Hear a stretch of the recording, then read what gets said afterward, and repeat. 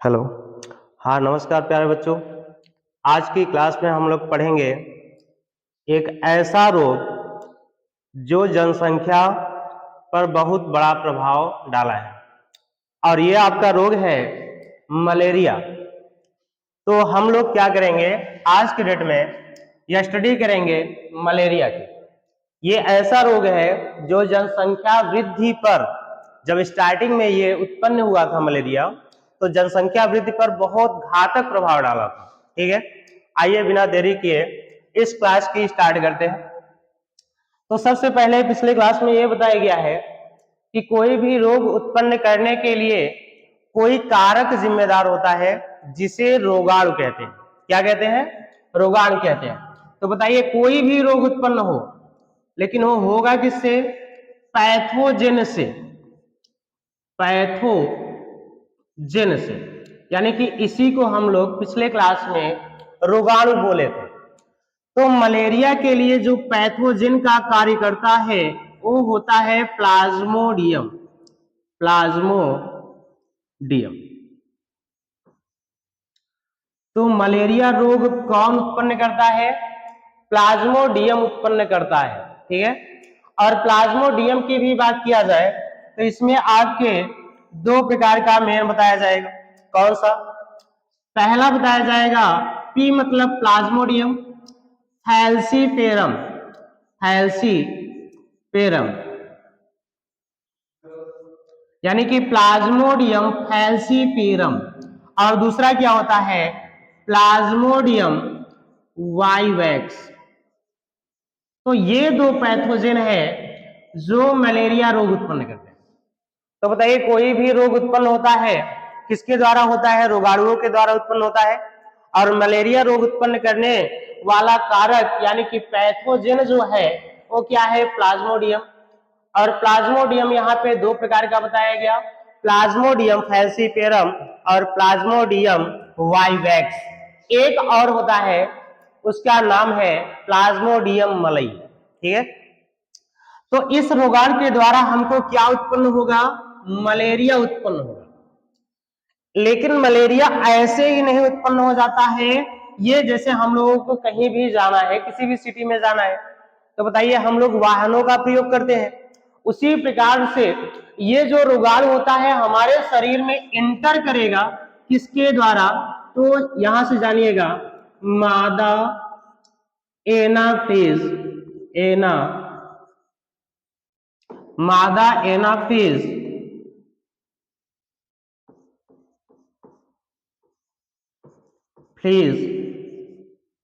मच्छर के द्वारा। तो बताइए, तो ये बताना यहां से, तो मादा एनाफेज मच्छर किसका कार्य किया? वाहक का कार्य किया। किसका कार्य किया? वाहक का कार्य किया। अर्थात ये क्या किया? इस रोगाणु को हमारे शरीर के अंदर क्या किया? प्रवेश किया। देखिए बच्चा पार्टी, यहां से नीट में भी क्वेश्चन आया है कि कैरियर का कौन सा कार्य करता है, तो हम लोग क्या बताएंगे? मादा एनाफिलिस किसका कार्य करता है? वाहक का कार्य करता है, यानी कि कैरियर का कार्य करता है। ठीक है, तो पैथोजेन का नाम क्या है? प्लाज्मोडियम। प्लाज्मोडियम फैल्सीपेरम या प्लाज्मोडियम वाइवैक्स के द्वारा क्या होता है? मलेरिया रोग उत्पन्न होता है। और इसको वाहक यानी एक स्थान से दूसरे स्थान तक ले जाने का कार्य कौन करता है? तो हम लोग बताएंगे मादा एनाफिलिस के द्वारा ये जाता है। और इसकी जो होती है संक्रामक अवस्था, इन्फेक्टियस स्टेट, क्या होता है? ये बड़ा इंपॉर्टेंट है। तो आप यहां से बताइए, जानिएगा, स्पोरोजोइट्स होता है। स्पोरोजोइट्स होता है। ये क्या है? Infectious state. फेक्टियस स्टेट यानी कि संक्रामक अवस्था। स्टेट यानी कि अवस्था। संक्रामक अवस्था इसकी कौन सी है? स्पोरोजोइट से। ठीक है, तो यहां से आप लोग ये जानेंगे पैथोजेन का कार्य किया कौन किया? प्लाज्मोडियम किया, और उसका नाम है प्लाज्मोडियम फैल्सीपेरम और प्लाज्मोडियम मलई। और ये एक जीव से दूसरे जीव में ले कौन गया? तो मादा एनाफिलिस, फीमेल एनाफिलिस मॉस्किटो। ठीक है, और यहां से ये वाहक का कार्य किया और स्पोरोजोइट्स क्या होता है, इसकी संक्रामक क्या होती है, अवस्था होती है।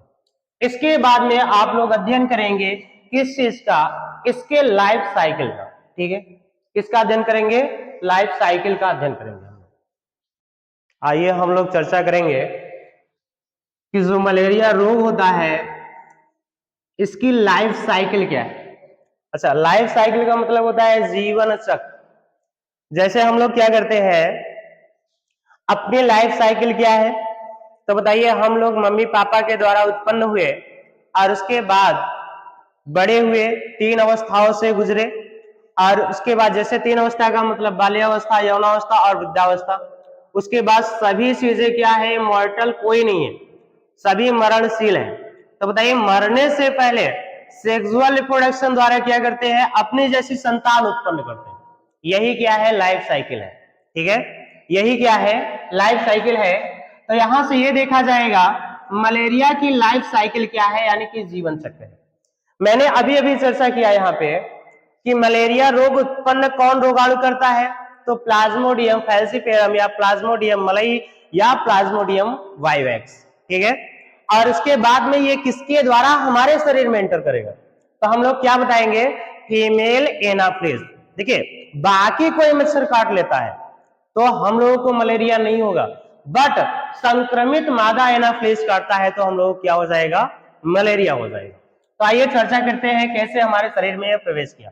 और थोड़ा मैंने ये बताया था इसका संक्रामक अवस्था कौन सा होता है, तो स्पोरोजोइट्स होता है। ठीक है, अब देख रहे हैं ये किसी ह्यूमन का क्या है, ये पॉइंट यहां से हम लोग क्या करेंगे, स्टार्ट करेंगे। तो बताइए, ये किसी ह्यूमन का क्या है, ये किसी ह्यूमन का हाथ है, हाथ का अगला सिरा है, हथेली है, और हथेली पे क्या बैठा है, मादा एनाफ्लिज बैठा है। यहां पे देखिएगा इसके अंगूठे पे क्या बैठा है, मादा एनाफ्लिज बैठा है, और बैठने से लिखा है यहां एक line, when the mosquito bytes another human sporozoids injected with bite। यानी मेरे कहने का मतलब, यहाँ इसके कहने का मतलब क्या है, जब मॉस्किटो किसी की इसकी हथेली पे बैठा तो बैठने के बाद में क्या किया, जो स्पोरोजोइड्स है, अभी अभी मैंने बताया है कि स्पोरोजोइड्स क्या है, तो इसकी संक्रामक अवस्था है। ठीक है, तो स्पोरोजोइड क्या करेगा, इंजेक्ट कर देगा, कब, जब बाइट करेगा, बाइट मतलब जब काटेगा।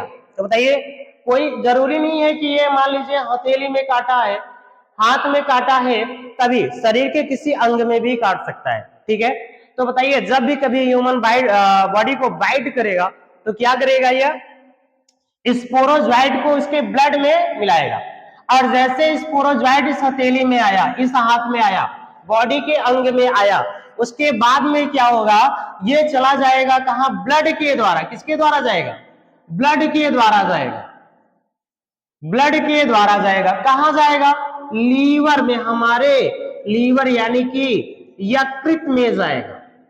कहां जाएगा, यकृत में जाएगा। जैसे भी किसी बॉडी के किसी अंग में यह मादा एनाफ्लिज मच्छर काटता है तो स्पोरोजोइड्स इसके ब्लड में मिल जाता है, और यह स्पोरोजोइड ब्लड के माध्यम से चला जाता है, कहां, लीवर में चला जाता है। अच्छा, जब लीवर में चला जाएगा, क्या जाएगा, स्पोरोजोइड्स जाएगा, क्योंकि संक्रामक अवस्था इसकी यही है। जब लीवर में जाएगा तो यही जगह ये क्या करेगा, ग्रोथ करेगा, ग्रोथ यानी कि वृद्धि करेगा। यहां पे क्या करेगा, वृद्धि करेगा। ठीक है, कहां वृद्धि होती है, तो बताएंगे हम लोग, लीवर में। ठीक है, तो यहां से ये लीवर में वृद्धि करेगा, और देखिए यहां एक लाइन लिखी गई, क्या, दी पैरासाइट रिप्रोड्यूस असेक्सुअली। ध्यान दे लीजिएगा, ये आपका नीट में आया हुआ क्वेश्चन है। क्या क्वेश्चन है, ये क्वेश्चन है कि लीवर में वृद्धि तो करता है यह सेक्सुअली की असेक्सुअली। अच्छा, असेक्सुअली का मतलब होता है अलैंगिक जनन, और सेक्सुअली का मतलब होता है लैंगिक जनन। मेरे कहने का मतलब यहां यह है कि जब ये लीवर में जाएगा और ग्रोथ करेगा तो वह ग्रोथ किसके द्वारा होगा, सेक्सुअल रिप्रोडक्शन के द्वारा होगा कि असेक्सुअल रिप्रोडक्शन के द्वारा। तो यहां से क्या बताएंगे, असेक्सुअल रिप्रोडक्शन के द्वारा, ठीक है, अलैंगिक जनन के द्वारा क्या करेगा, लीवर में वृद्धि करेगा। और इसके बाद में दिया है इन दी लीवर, यानी कि the parasite reproduce asexually in the liver cell, यानी कि यकृत कोशिकाओं में। अच्छा थोड़ा मैं डिटेल में चर्चा करूं तो यहां लिखा है, देखो बच्चों, लीवर सेल। अच्छा लीवर सेल की क्या होती है, उसका नाम होता है हिपैटिक सेल। लीवर सेल को किस नाम से जाना जाता है, हिपैटिक सेल के नाम से जाना जा सकता है। तो आपको लीवर सेल के स्थान पे ये भी दे सकता है किस सेल में वृद्धि करता है, तो आप क्या बताएंगे, हिपैटिक सेल में क्या करेगा, यह वृद्धि करेगा। अच्छा वृद्धि का मतलब क्या होता है, वृद्धि का मतलब दो चीजों से होता है, या तो संख्या बढ़ जाए और या तो द्रव्यमान बढ़ जाए। थोड़ी देर के लिए जैसे ये कहा जाता है कि हमारे देश की पॉपुलेशन कितना है और हमारे देश की पॉपुलेशन में क्या हो रही है, वृद्धि हो रही है। अब ये बताइए पॉपुलेशन में वृद्धि का मतलब क्या है, जनसंख्या से है, जनसंख्या बढ़ जाए मतलब वृद्धि हो गई, ये चीज है। और दूसरा चीज क्या होता है, जैसे हम लोग स्टार्टिंग में जब पैदा हुए थे तो होंगे तो 2.5 किलो के, ठीक है, और प्रेजेंट टाइम में जब 18-19 साल के हुए तो हो गए 40-45 किलो के। तो बताइए बॉडी तो एक ही है लेकिन बढ़ा क्या, द्रव्यमान बढ़ा। तो बताइए वृद्धि का मतलब दो तरीके से देखा जाएगा, या तो संख्या बढ़ जाए और या तो द्रव्यमान बढ़ जाए। लेकिन यहां से बताइएगा ये लीवर सेल यानी कि हिपैटिक सेल में जाएगा तो क्या करेगा, वृद्धि करेगा, और वृद्धि जब करेगा तो क्या बनाएगा, अपनी संख्या में क्या करेगा, वृद्धि करेगा, जनसंख्या इसकी क्या हो जाएगी, बढ़ जाएगी, यानी कि किसकी, स्पोरोजॉइड की संख्या क्या हो जाएगी, बढ़ जाएगी। और किस मैनर में बढ़ेगी, ये लाइन बड़ी इंपॉर्टेंट है, अलैंगिक जनन के द्वारा ये अपनी संख्या में वृद्धि करता है। अच्छा जब इसकी संख्या में क्या हो गई, वृद्धि हो गई, तो वृद्धि के बाद लिखा है ब्रूस्टिंग द सेल, यानी कि cell and releasing into the blood, अर्थात ये किस पे अटैक करेगा, आरबीसी पर अटैक करता है और इस कोशिका को, हिपैटिक सेल को क्या कर देता है, भ्रष्ट कर देता है। भ्रष्ट मतलब क्या कर देता है, तोड़ देता है। तो बताइए क्या कर देगा, तोड़ देगा, और उसके बाद में कहां चला जाएगा, ब्लड में चला जाएगा। बाकी ये आपको यहां पे दिखाया गया है। इसके बाद में क्या होगा बच्चों, इसके बाद में क्या होगा,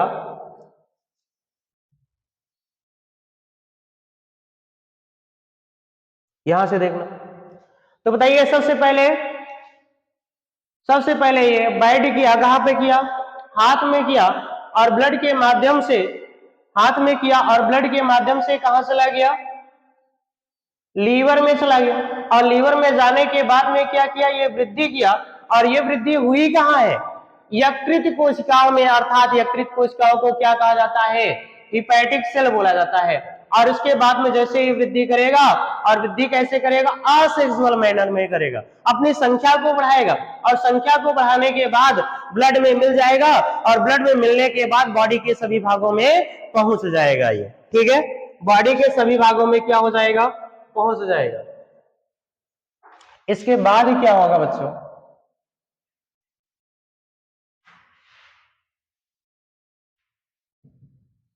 जब ये ब्लड में मिलेगा, और ब्लड में मिलने के बाद में ये क्या करेगा, यहां से देखिए, parasites reproduce asexually in the red blood cells, यानी कि असेक्सुअल रिप्रोडक्शन के द्वारा आपके यकृत कोशिकाओं में क्या किया था, अपनी जनसंख्या की वृद्धि तो किया ही था, और उसके बाद में जब रेड ब्लड सेल्स, यानी कि जब ये लाल रुधिर कणिकाओं में गया, यहां गया असेक्सुअली, पुनः रिप्रोड्यूस, पुनः से क्या हुआ, उत्पादित हुआ, bursting the red blood cells and causing cycles of fever.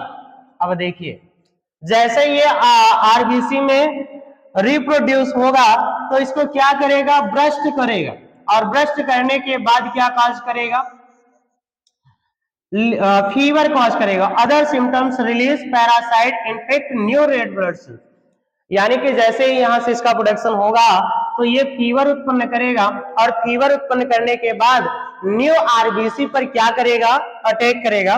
और यहां से जैसे ही आरबीसी को अटैक करेगा तो इसको किसको रैप्चर करेगा, ये देखिए यहां से देखिएगा, ये रैप्चर किसको करेगा, रैप्चर यानी कि तोड़ेगा किसको, आरबीसी को तोड़ देगा, आरबीसी को क्या करेगा, तोड़ देगा।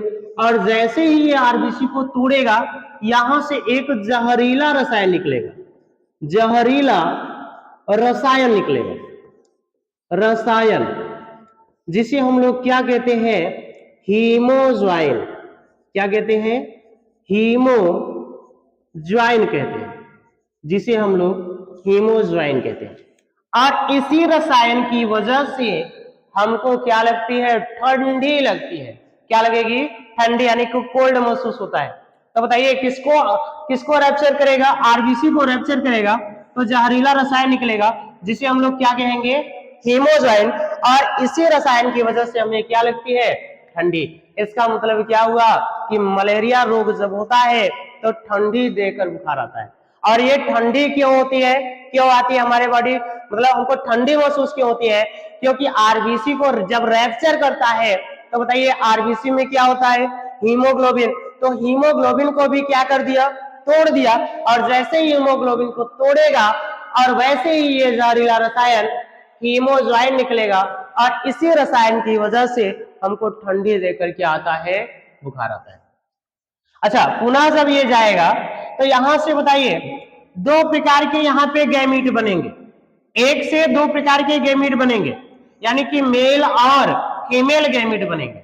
और ये गैमीट क्या हो जाएंगे, आपस में फ्यूज कर जाएंगे, तो क्या बनेगा, गैमिटोफाइट। अच्छा, एक चीज और ध्यान देना यहां से, गैमिटोफाइट क्या होता है, यन होता है। तो बताइए समसूत्री विभाजन हुआ कि नहीं, गुणसूत्र जिसमें क्या रहे, समान रहे। तो फीमेल में यन है और मेल में क्या है, यन है। अच्छा, थोड़ी देर के लिए यहां समझिएगा, यहां से देखिएगा, जैसे ये क्या करेगा, फीवर उत्पन्न करेगा, तो ये अपनी क्या है, गैमीट, दो प्रकार के गैमीट बनाएगा। और क्या बनाएगा, मेल गैमीट और फीमेल गैमीट। मेल गैमीट और फीमेल गैमीट का क्या होगा, फ्यूजन होगा। फ्यूजन मतलब संलयन, फ्यूजन मतलब संलयन, एक दूसरे से मिलेंगे तो क्या बनेगा, यहां से गैमिटोफाइट बनेगा। क्या बनेगा, गैमिटोफाइट। जैसे ये गैमिटोफाइट बनेगा तो ये गैमिटोफाइट दोबारा किसके शरीर में है, ह्यूमन के शरीर में है।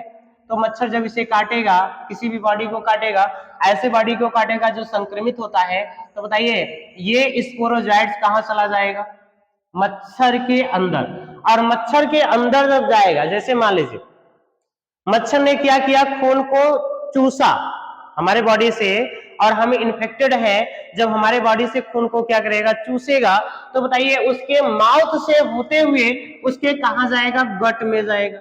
अच्छा, गट मतलब क्या समझेंगे, आमाशय। क्या समझेंगे, आमाशय। और वैसे तो हम लोगों में आमाशय को स्टोमच कहते हैं, लेकिन जो इंसेक्ट होते हैं उनके आमाशय को हम लोग गट बोलते हैं। क्या बोलते हैं, गट बोलते हैं। तो बताइए संक्रमित व्यक्ति से पुनः वो क्या किया, मच्छर बाइट किया, और मच्छर जब बाइट करेगा तो उसके माउथ से होते हुए कहां जाएगा, गट में जाएगा। ठीक है, गट यानी कि उसके आमाशय में जाएगा। क्या जाएगा, ये जो आपका क्या है, कुल मिला के मेल गैमिट और फीमेल गैमिट, ब्लड मीट। और उसके बाद में उसके यही गट में क्या होगा, फर्टिलाइजेशन और डेवलपमेंट। अच्छा, फर्टिलाइजेशन मतलब होता है निषेचन। क्या होता है, निषेचन। और बताइए डेवलपमेंट मतलब होता है वृद्धि बोल सकते हैं, या तो संवर्धन भी बोल सकते हैं। इसको वृद्धि भी बोल सकते हैं और संवर्धन भी बोल सकते हैं। तो एक लाइन ये भी नीट के पॉइंट से क्या है, बढ़िया है। और यहां से एग्जाम में क्वेश्चंस आए हैं और दोबारा आ भी सकते हैं। वो आपका क्या है, निषेचन और वृद्धि या संवर्धन कहां पर होती है, और किसमें पूछेगा, मच्छर के अंदर पूछेगा। तो हम लोग क्या बताएंगे, मच्छर के आमाशय यानी कि गट में बताएंगे।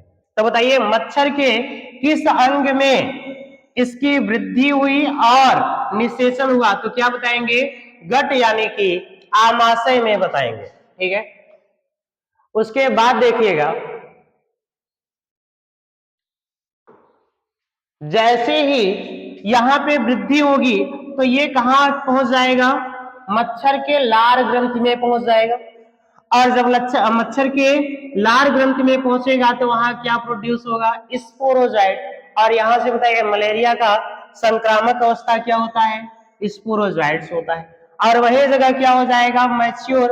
और उसके आगे यहां से लिखा है mature infect stage, infectious stage, यानी कि sporozoite from gut and migrate to the mosquito larvae gland, यानी कि लार ग्रंथियों में पहुंच जाएगा, यहां पे मैच्योर होगा।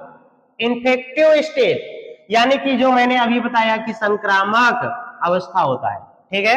और उसके बाद पुनः दूसरे को काटेगा और उसके बाद में क्या हो जाएगा, पुनः ये संक्रमित मच्छर हो गया, अब ये दूसरे को काटेगा तो पुनः ये प्रोसेस होता है। तो आइए हम लोग थोड़ा शार्ट में इसको समझते हैं। लाइफ साइकिल को हम लोग यहां से देखेंगे, मच्छर के लाइफ साइकिल को थोड़ा हम ऐसे देखेंगे, तो पीडीएफ था यहां से समझेंगे। पहले मान लीजिए कोई मच्छर है, क्या है, मच्छर है। और बताइए ऐसा मच्छर है जो संक्रमित है। अच्छा, जब संक्रमित है ये, तो बताइए इसके अंदर क्या है, स्पोरोजोइट्स है। क्या है, यहां से इसके अंदर क्या है, स्पोरोजोइट्स है, स्पोरोजोइट्स। और ये संक्रामक अवस्था है। तो बताइए ये संक्रमित मच्छर मान लीजिए किसी ह्यूमन की बॉडी में काटा, किसको काटेगा, ह्यूमन बॉडी में काटा। मान लीजिए ह्यूमन बॉडी में हम क्या दे रहे हैं, ये उसके हाथ में काट लिया, हैंड में काट लिया। किसमें काट लिया, हैंड यानी कि हाथ में काट लिया। और जैसे ये हाथ में काटेगा तो बताइए स्पोरोजोइट्स कहां चला जाएगा, इसके ब्लड में चला जाएगा। किसके, ह्यूमन बीइंग के कहां चला जाएगा, ब्लड में चला जाएगा। और ब्लड के द्वारा ये पहुंच जाएगा, कहां पहुंचेगा, लीवर में पहुंचेगा। कहां पर पहुंचेगा बच्चों, लीवर में पहुंच जाएगा। तो बताइए स्पोरोजोइट किसके अंदर था, मच्छर के अंदर था। मच्छर ने किस पे काटा, हाथ में काटा, और ब्लड के माध्यम से कहां चला गया, लीवर में। अब देखना यहाँ पे क्या होगा, लीवर में इसकी क्या होगी, वृद्धि होगी। क्या होगी, वृद्धि। वृद्धि का मतलब संख्या को बढ़ाएगा। और जैसे संख्या में वृद्धि किसकी वजह से होगी, तो यहाँ ये लाइन बड़ी इंपॉर्टेंट है, असेक्सुअल रिप्रोडक्शन के द्वारा। असेक्सुअल रिप्रोडक्शन के द्वारा, अलैंगिक जनन के द्वारा वृद्धि करेगा। और वृद्धि करने के बाद बॉडी के सभी भागों में क्या हो जाएगा, पहुंच जाएगा। मतलब each part of body, each part of body, each part यानी कि बॉडी के सभी भागों में पहुंचेगा। और जैसे ही बॉडी के सभी भागों में पहुंचेगा तो ये क्या करेगा, एचबी यानी कि हम लोग इसी को बोल सकते हैं आरबीसी। आरबीसी को क्या कर देगा, रैप्चर कर देगा। क्या कर देगा, रैप्चर कर देगा। और जिससे रैप्चर करने से क्या निकलेगा, जहरीला रसायन निकलेगा, जहरीला रसायन निकलेगा। और जहरीला रसायन उसका नाम क्या है, हीमोज्वाइन, हीमोज्वाइन, हीमोज्वाइन जहरीला रसायन। और इसी रसायन की वजह से क्या लगती है, ठंडी लगती है। क्या लगेगी, ठंड लगती है। इसी जहरीले रसायन की वजह से क्या लगेगी, ठंड लगती है। प्लस में यहां से देखिएगा, बड़ा इंपॉर्टेंट टॉपिक है ये। इंपॉर्टेंट टॉपिक यहां से क्या है,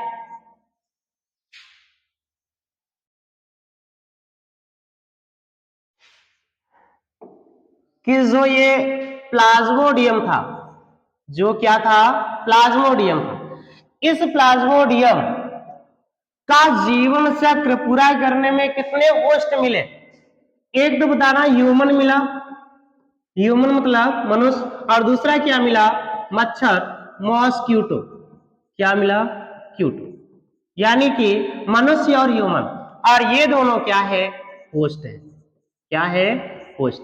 तो बताना यहां से जो ये आपका प्लाज्मोडियम फैल्सीपेरम या प्लाज्मोडियम मलई है, इसके कितने होस्ट होते हैं, दो होते हैं, ह्यूमन और मॉस्क्यूटो।